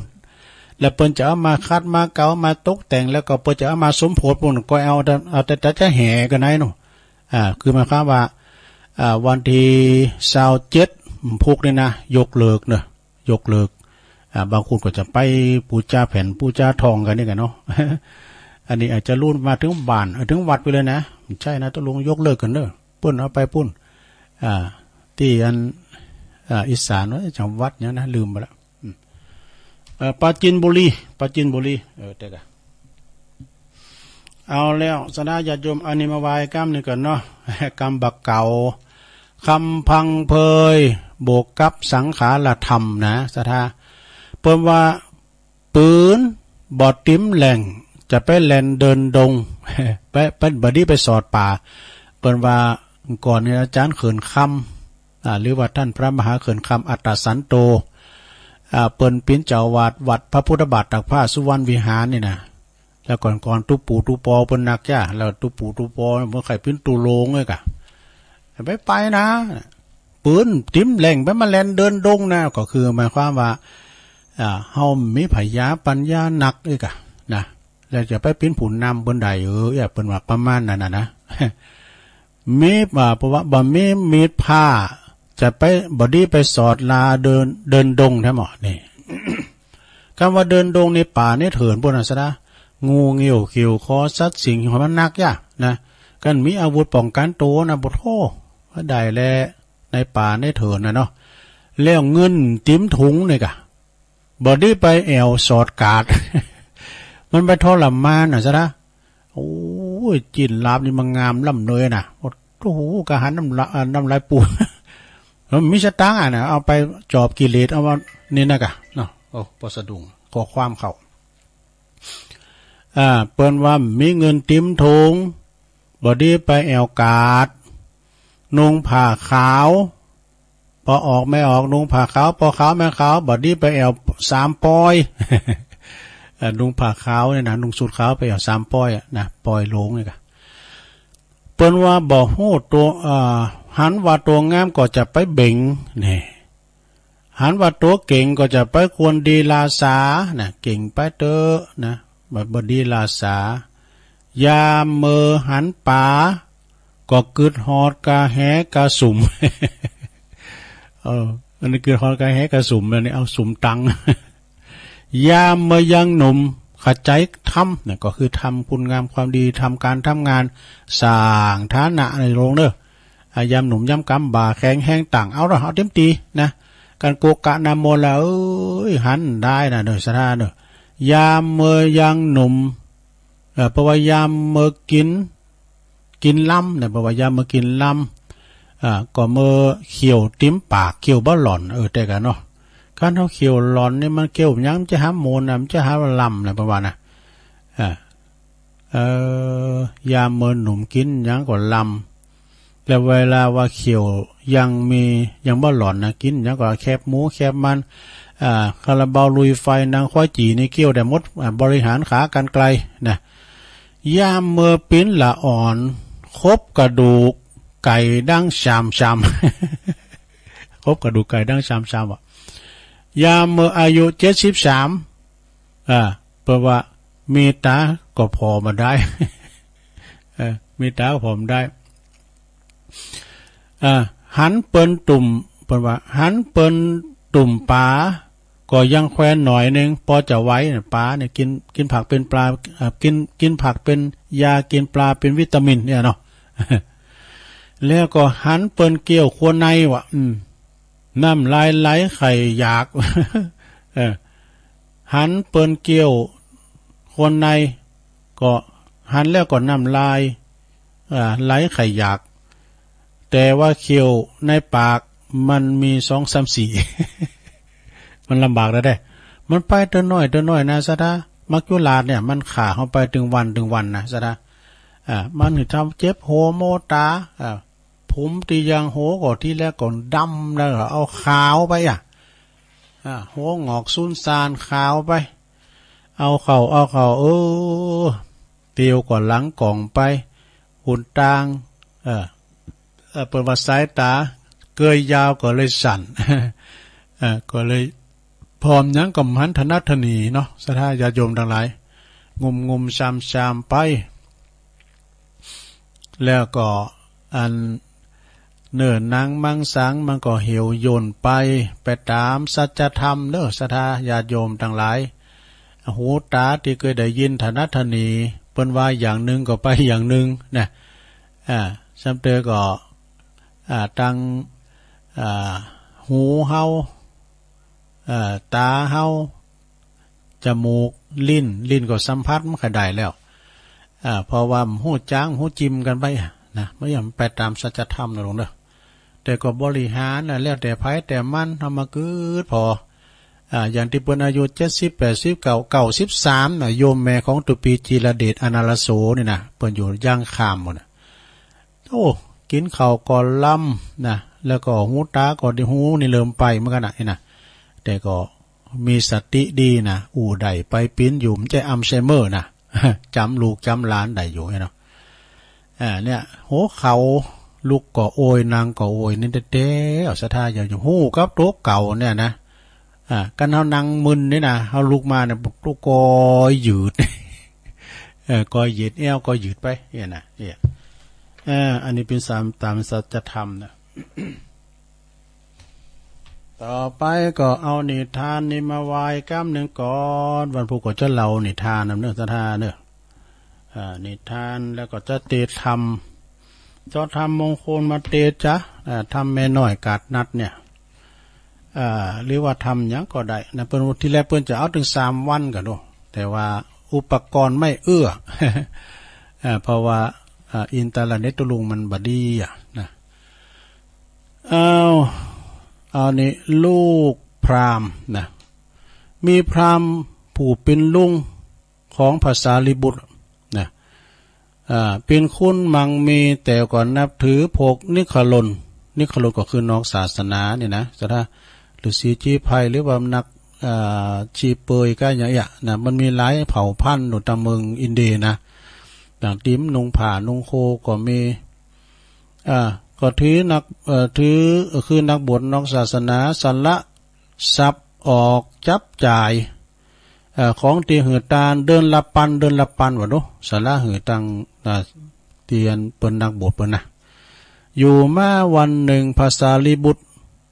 จึงไปถามลุงเนาะเป็นลุงของภาษาลิบุตรว่าทำบุญถวายทานให้แก่พวกนิคลนนั้นปรารถนาหยังลุงปรารถนาหยังลุงก็ตอบว่าโอ้ก็ลุงก็ปรารถนาถึงพรหมโลกนะกะ จะได้ไปเกิดยังพรหมโลกกะไอ้นะภาษาลิบุตรเพิ่นก็ว่าการทำบุญหือตานแก่พวกนิคลนนี่ปรารถนาจะไปถึงพรหมโลกกันกะพระเถระถามว่าจะไปถึงพรหมกันกะตั้งพรหมโลกตั้งนี่นะเป็นตั้งพรหมโลกนี่แล้วเพิ่นก็ตอบตั้งเพิ่นก็ตอบว่าตั้งนี้แหละหลานเอ้ยนะพระเถระก็จึงถามว่าไผบอกลุงเพิ่นก็ตอบว่าก็อาจารย์ของพวกอาจารย์ของลุงนะกะเนี่ยนะบอกอยู่นะพระเถระก็จึงถามว่าพวกอาจารย์ของลุงเนี่ยเปิ้นทั้งโตลุงเนี่ยบ่ฮู้จักตั้งไปพรหมโลกเลย บ่ฮู้ตั้งไปตั้งพรหมโลกเลยลุงนะมีแต่พระพุทธเจ้าต้องอ่านเด้อที่เปิ้นมีต่างไปนะแล้วก็ปาลุงของตัวเก่าไปเข้าเฝ้าพระพุทธเจ้าพระพุทธเจ้าก็เลยทรงแสดงธรรมให้ฟังลุงก็ได้สำเร็จเป็นพระโสดาบันวะ เรื่องนี้จีหันว่าเรื่องหมอนาหกเรื่องสวรรค์เรื่องนิพพานเรื่องโลกมนุษย์เรื่องโลกสวรรค์เทวดาโลกพรหมนั้นนักบวชนอกศาสนานี่เพิ่นบอกว่าบ่ได้สำเร็จฌานสมาบัตินะมีหูติบตาติบระลึกจาดหนหลังได้มากยอมบ่ฮู้จักได้แจ่มแจ้งนี่มีแต่พระพุทธเจ้าและก็สาวกของพระพุทธเจ้าผู้ใดคุณวิเศษเท่านั้นที่ฮู้จักแจ่มแจ้งจบลงไปซะนะนะเอา เอาทำกรรมหนึ่งนี่เรื่องบ่ยาวนะเรื่องสั้นๆเส้นเรื่องหลานของพระสารีบุตรนี่มีหลานของพระสารีบุตรคนหนึ่งเนอะเปิ้นคัดค้านเกี่ยวกับลุงนะคัดค้านหยังแปลกแต่ว่าหลานคนนี้นะได้ฆ่า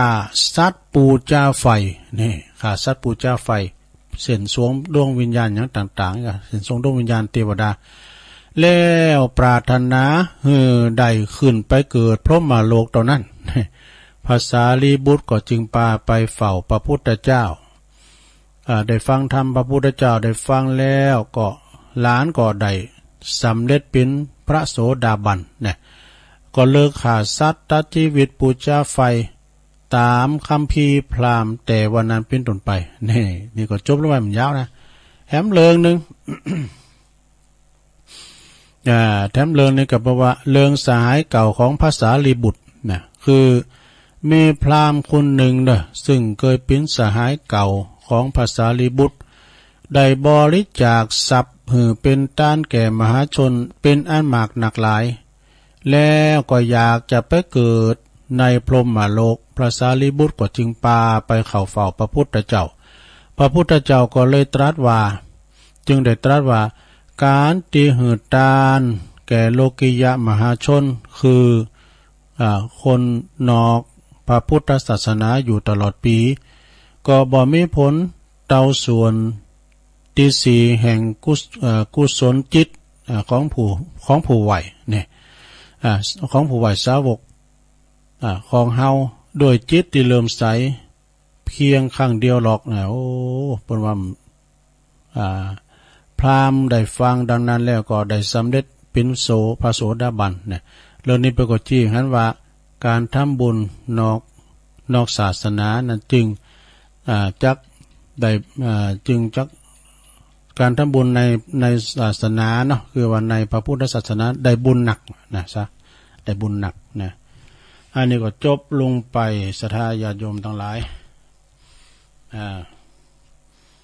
เป็นนั้นถ้าว่าชาดกเนาะถ้าว่าชาดกก็ว่าได้นิทานธรรมชาดกที่นำมาคือศรัทธาได้ฟังกันต่อไปนี่ก็เอาอันนี้มาว่าทำกรรมหนึ่งก่อนบุตรจะสอนนิทานไว้หลายๆนะนิทานธรรมของชายหน่อยพงก้านี่ของแม่เดินเพลินประสงค์ขอคิดขอความคติธรรมนำชีวิตนะก็มีหลายที่เป็นสูงมากกันเนาะกำเดียวเนี่ยยังจะมีเท่าอยู่วะสะท่าตัวลุงต้องพัก1 ชั่วโมงนะพัก1 ชั่วโมงแล้วก็อาจารย์เปิ้นบอกว่าตัวลุงเข่า6:10 ถึง 2 ทุ่มแต่ก็พักตอน1 ทุ่มนะทุ่มกึ่งก็เข่าแถมไม่ก็อันนี้ส่งกระแสเสียงไปตามปุ้นเวียงป่าเป่าก็จะได้เสาะหาโต๊ะจวยพองไอ้กะนะเสาะหาโอ้ว่าเนี่ยอาจารย์เน้นหลับก็มาลาทอนเนอะมาลาทอนฟังมาสู้ต่างก็ฟังเปิ้นไปเนาะขอบคุณในเมตตาธรรมอาจารย์ท่านพระครูเด้อคนดอยนกยุง แม่จันเลื่อนไซก็แท็กเข้ามาแม่ไผ่เขาอันนี้ก็ศรัทธาเป็นหนังสือตำนานอาจารย์เปิ้นก่อยเล็บก็ตุ้ลุงต้องเล็บไว้ก่อนนะถึงจะได้อ่านได้นะอย่างเปิ้นสูงยามาต้องเล็บก่อนลูกม่ามเจ้าสักประมาณตีหนึ่งเนาะตัวลุงทองออกตัวลุงก็เล็บขัดที่ทำไปพองก้าในมือถือพองก้าเองในลายพองก้าแล้วก็เอามาเล่าสู่จูกันฟังนะอันใดที่มันกินใจก็เอามาเล่าสะท้าได้ฟังกันไปอย่างนึงก็พวกนี้จะเสาะทำมาว่าอาจจะเป็นธรรมมงคลจ้านะมันจะมีแม่เพนเขาเนี่ยกะแม่เพนเขาตัดถึงลงถึงหลายก็เทศฟังถึงหมู่ถึงลงถึงหลายได้ฟังกันโอ้มืดมาติ๊กแล้วเนอะสถาญาติโยมทั้งหลายนะมืดมาติ๊กแล้วจะมีฝนตกอยู่จ้าฝ่าฝนก็ว่าไปก็เป็นตีบางตีก็นักนะบางตีก็หลายบางตีก็เบาไปมันไม่ใช่ตกจนปื้นเป็นปื้นไปเลยไม่ใช่นะมืดในตกหันในฝนนะแต่ว่าในเชียงใหม่ก็ปวดตกมาเนาะไปตามน้ำตาหุ่นตั้งก็ลดก็ไปโวยมันได้การฝนตกก็กอยปิดกอยไปอันน่ะนะวันนี้ก็เป็นวันที่วันเดินดับเนาะถ้าว่าผู้ก็เดิน12ออกเดิน12ก็ดูเหมือนว่าที่นี่ทั้งตีนึงนะสะดาเปิ้นแจกใบในมูลกันเจ้านะ ตีวัดอรัญญาวาสดงป่าหวายเหมือนว่าวันที่10กันเนาะกันยาจะเปิดจะกินสลากเด้อพี่นี่นะ เปิดจะกินสลากหักใหม่กันนะตานเข่าสลากกพัฒทหารตีวัดอรัญญาวาสดงป่าหวายดงป่าหวายนี่เป็นวัดเป็นกว้างมีหลายหมู่มีหลายคณะที่เป็นมีหลายแก่3แก่กันเนาะนะกาห้วยทรายก็จัดนักแล้วโพสต์ตั้งให้บุญเอาดูนะดงป่าหวาย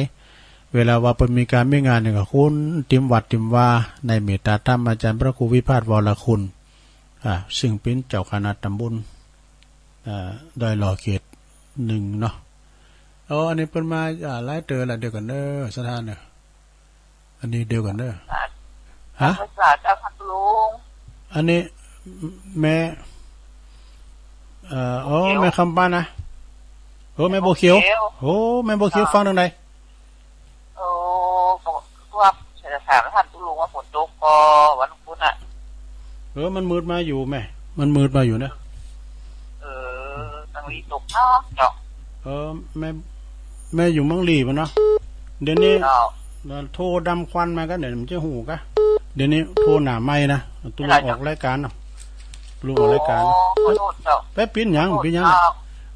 งแม่สำดีกะปียังปียังซ้ำแต่บุญขอบคุณแม่โบเขียวเนอะไปอยู่ว่างดินหลี่ปนนี่นะเนาะขอบคุณเนอะแม่โบเขียวแม่อัมพรอัมพันธ์ครับนะครับอัมพรประดมก็เจริญปอนไว้สาครับวันนี้มารอบ2แล้วครับผมก็คือกำลังใจตุลุงเช่นเคยครับคนนี้ตุลุงมีสุขภาพแข็งแรงไปไหนเดินทางปลอดภัยครับผมครับไว้สานะครับไว้สาครับผมสัตตุเข้ามาใหม่เจริญปอนเจ้าไว้สาเจ้าสดเชยเนาะแม่น้อยสดเชยแม่กูเตือนโทษเอาหมูคนเนาะแม่น้อยกาดนัดเจ้าเอาก่อนวันเกิดเนาะแล้วก็พูดว่าทำอย่างกล้ามหนึ่งเจ้าเวลาจะมีเนาะนาทีไปได้เนาะ98 สิงหาลืมตาดูโลกนับตาเป็นโจกของยายอายุตอนนี้75 บ่ปลายอยู่ไปกันนายเต่าใดบ่ฮู้ชีวิตเฮาก็ต้องสู้ต่อกันไปอยู่เนิ่นนายฮู้แต่วันเกิดบ่ฮู้วันตายวันเกิดของยายมีวันเจ้าแต่ว่าวันตายของยายนั้นเล่าวันเดียวนึงเจ้ามันรอถึงวันเวลาใครบ่ต้องขอใครจักขอต่อก็ตึงบ่ได้แล้วแต่บุญกรรมที่เฮาทำไว้เฮาจักได้ชีวิตที่เหลือทำแต่กรรมดีต่อแถมหลายปีถึง100ก็ได้ถ้าบุญมีนักต่อชีวิตไว้ก็อาจจะได้เดินปันวันนี้โชคดีได้ยินไก่ขันได้หันตะวันกับคนเจ้าวันผูกวันแน่พ่อแม่แก่เฒ่าวันตอนเจ้าจะหันตะวัน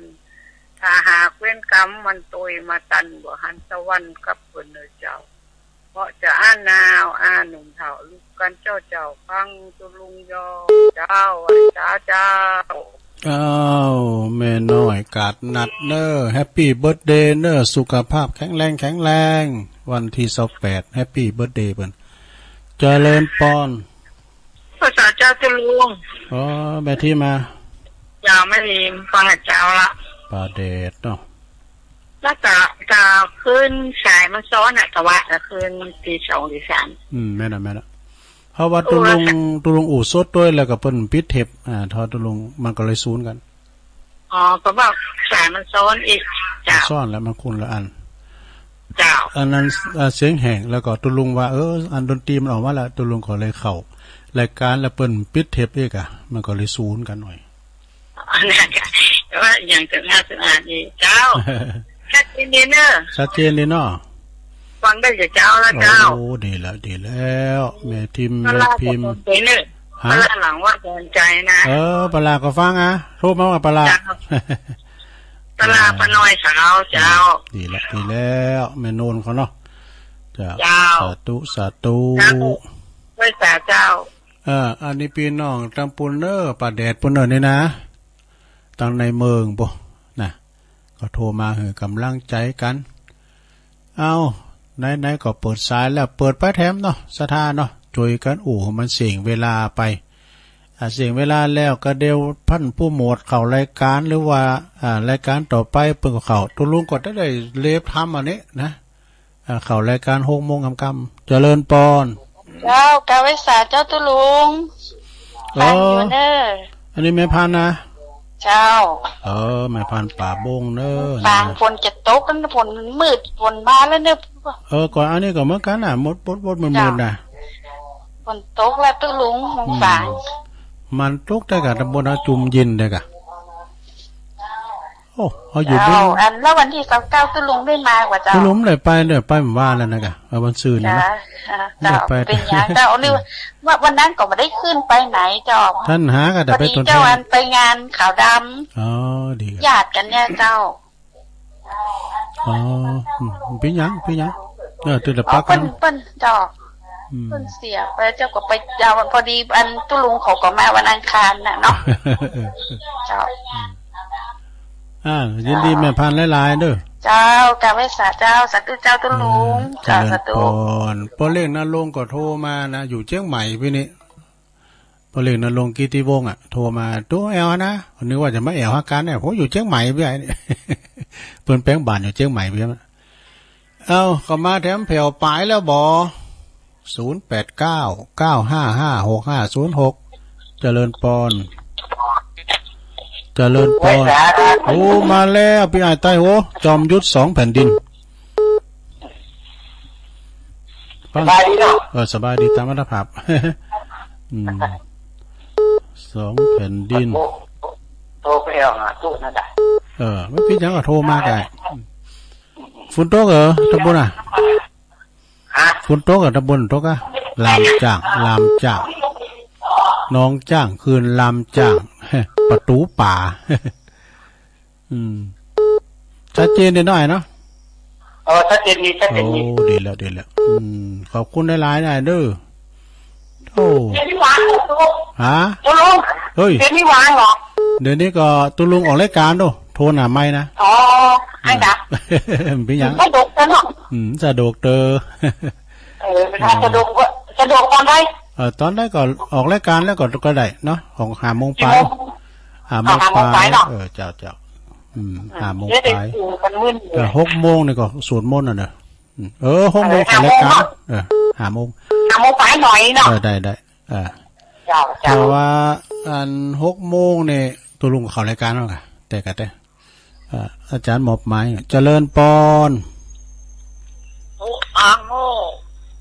หลวงพ่อกฤษมาแล้วโอ้โหน่าเสียดายเมื่อคืนเนี้ยกำลังมันเลยเพลงที่เปิดไตเติ้ลอาจารย์อ่ะดีกันเสียงดนตรีโอ้โหเจ๋วจริงๆอ่ะเขาจะฟังได้ไหมกดหายเบื่อแล้วเนี่ยใครจะบินบาตด้วยมาเกี่ยวกับอินเทอร์เน็ตอ่ะอารมณ์เสียเลยอ่ะนั่นเอาฟังเปิดก่อนเนาะผมก็ซ้ำบทเหอปูเหอปังนั่นแหละมันไม่ติดมันไม่แน่ใจอ่ะมันอะไรก็ไม่รู้ขอบแขกไม่เคยฟังไม่เคยหยุดอะไรก็ไม่รู้เลยมันแล้วพอดีโซลาร์เซลล์ผมหมดด้วยแหละดีอ่ะมันใช้โซลาร์เซลล์อยู่มันไม่เล้าใจโอ้โหแล้วไม่บิณฑบาตเลยไม่เล้าใจบิณฑบาตด้วยครับขอบคุณครับหลวงพ่อกฤษนี่ฟังทุกรายการทุกรูปทุกตนทุกองค์จะเข้ามาใหม่เวลาก็หลายอยู่ช่วยกันประคับประคองเวลาเดี๋ยวตุลุงออกรายการแล้วตุลุงก็จะไปอาบน้ำอาบน้องนะซ้อหานะทำกันบ้านทำหน่อยอย่างเงี้ยเนาะเข้ารายการ6 โมง 10แล้วไปจบทรงแล้วก็7 โมงหรือว่า1 ทุ่มข่าวไว้หน่อยนึงอันนี้มันแผ่ไปทางปุ่นหลายด้อยนางแก้วไปทางแม่ขจาร เรดิโอโมเดิร์นนะอันนั้นนี่คืนมันไปไกลคืนเดียวนี่ปุดออกไปแถวเมืองผ่านมาวะโอ้คืนมันไปไกลเหมือนกันเด้อของปนอยสุวรรณแม่คุณแม่อานงพรหมมินทร์เนี่ยนะไปไกลแต่ว่านี่ก็โยมนะกะเปิ้นนำต่างไปโยมพานิตาพรหมมินทร์เปิ้นก็นำต่างไปที่วัดป่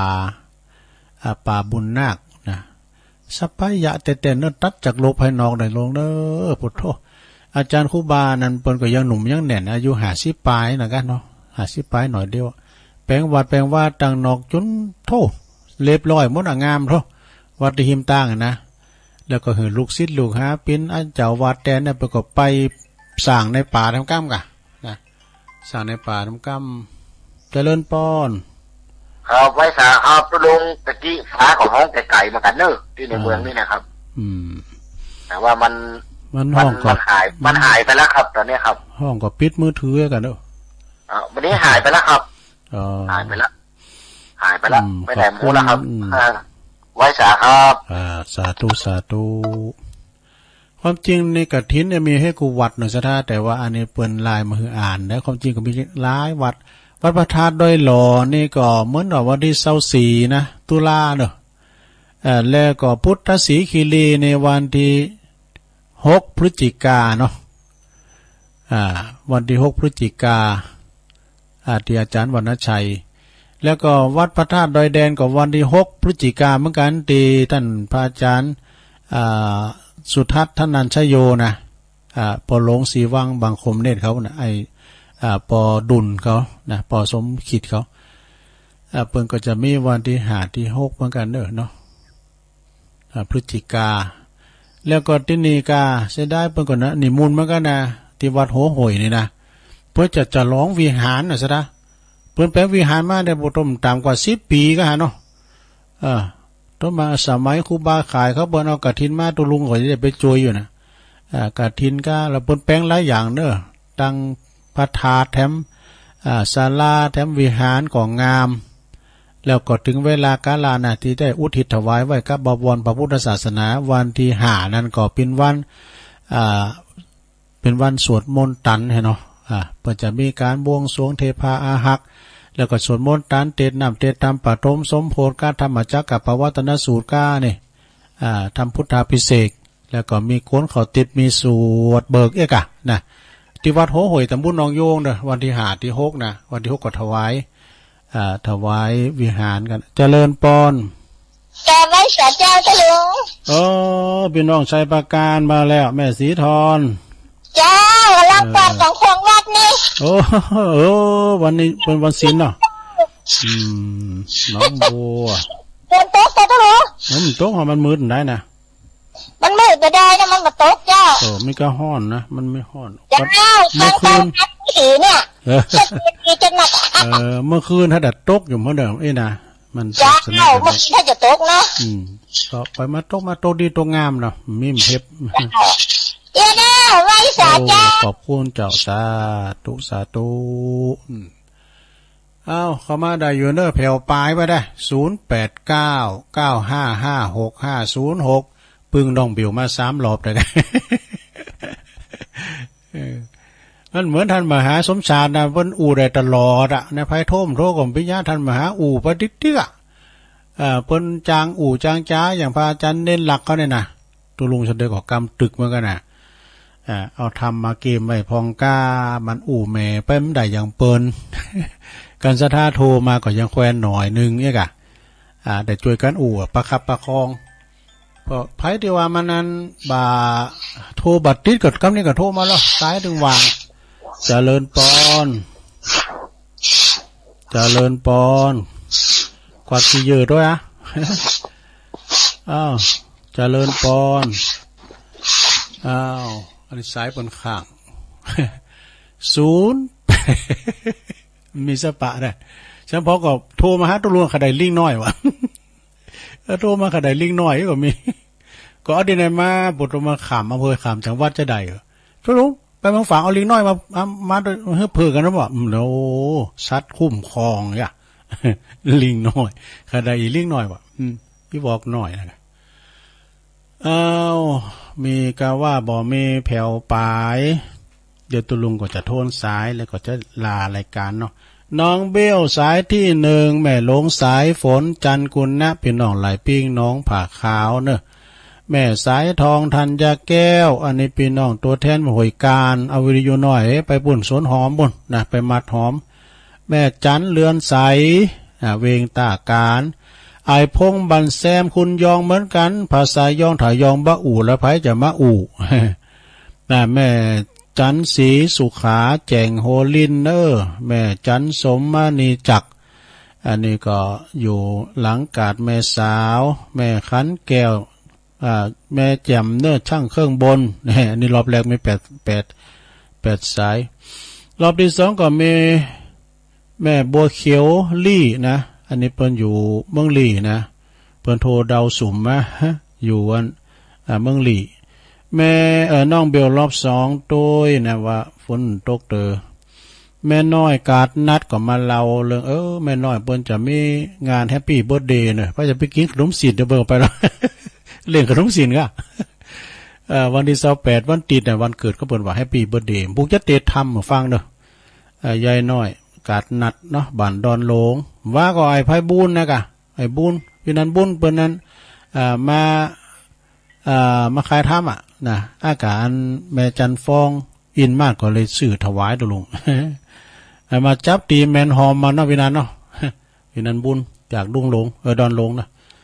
จอมยุทธ2 แผ่นดินแม่พัน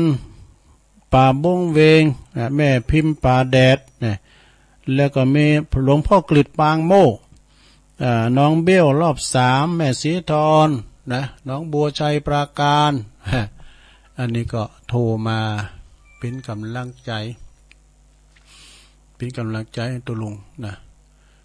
ตักได้มาทางไลน์ก็มีทั้งอยู่เนาะเอาแล้วสดาได้อยู่17สายนะสมควรแก่เวลาจะส่งงานแล้วเนอะน้องเจ เอาพอสมควรเนาะก็เดี๋ยวตัวลุงก็จะได้ซอหาโต๊ะจุยพองนะแล้วก็ซอหาถ้ำมาเล็บนิทานมาเล็บจะได้ส่งงานไปตังลายด้อยนางแก้วเวงปะเป่ากันต่อไปเนาะขอบคุณสถานีทุกคืนทุกสถานีด้วยเนอะขอบคุณนี่ปอยแม่เขาที่เปิ้นนั่งฟังแล้วก็ที่โทรมาติดได้ก็ดิมติดก็ดีก็ขอสุมาอภัยเนาะแต่ว่าติดวันนี้ก็ติดวันหน้านะนำรายการจากลาสถาไปก่อนเนอะจงดีมีใจเหมือนกันจุโกนจุตันเนอะจัตตาโลธรรมาวัตันติอายุวันโนสุขังปะลัง